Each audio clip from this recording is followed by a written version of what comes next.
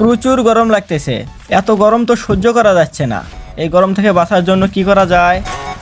Idea, একটা recipe তৈরি করব।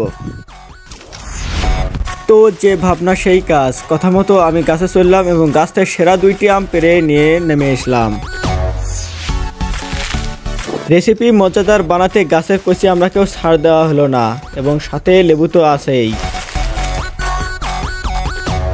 রেসিপিটি তৈরি করতে ব্যবহার করলাম আমরা, লেবু, আম।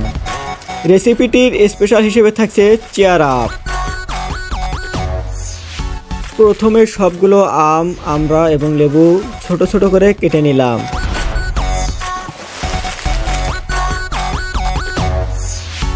এবার ব্লেন্ডার করার জন্য একে একে সবগুলিকে ব্লেন্ডারের ভিতর দিয়ে দিলাম।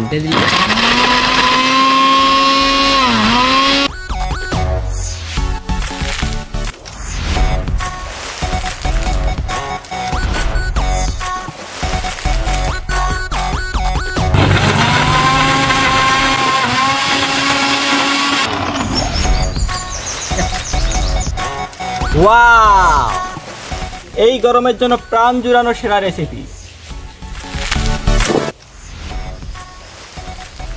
ওয়াও, সাথে ছিল চেয়ার আপ।